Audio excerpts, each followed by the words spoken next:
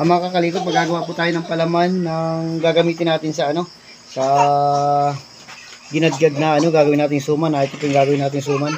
Mga kakalikot, ayan po. Ayan po yung gagawin natin suman. So lalagay po natin yung food color para medyo maganda-ganda. Lagay po natin dito sa ating gata. Ito naman po yung latak po ng latak po ng pinagtigaan galing sa ginadgad na suman. Ito po yun. Latak po ito nun. So, yan na po natin dito. Yan na po natin dito yung gata na may pagkulo. Itong latak po na to, ang gagawin po natin, tutunawin po ulit natin. Ito po may kahalo ng kunting gata. Itong latak po na to. Yan, ito pong ginukot-kot ko na to, may kahalo na po itong kunting gata. Yan po gagawin nyo. Tunawin nyo po ulit siya. Yan.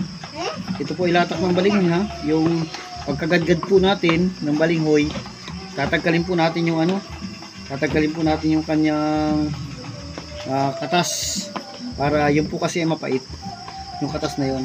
So ito po yung latak na ginadgad na balinghoy. Tinutunaw lang po natin. Yan. At medyo tunaw na po. Meron dito? Ito na, hawak ko na. Kaya ko pang halap.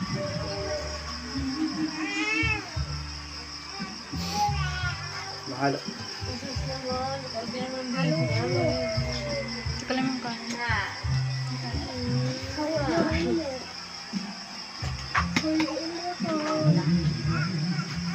So ito po, haluin ko muna yung ating mayroong yan, halo lang po. Kita po ba? Ganyan lang po pagkagawa nito mga kakalikot yan. Pakukuloyin po natin yan mga kakalikot. Yan. Pakukuloyin po natin yan.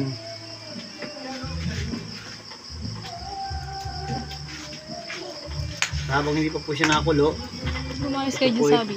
ito po ay titining din itong aking hinahalo kanina.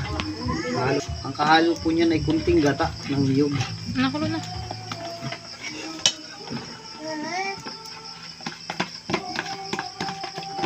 Yan, nahihalo ko na po dyan.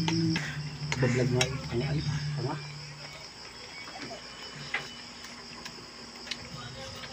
Yan, di ba parang lapot-lapot po talaga. Akin ang panghalo. Akin ang panghalo. Yung pakan. Yan. Ano po natin. So ito po pwede na po natin siya maging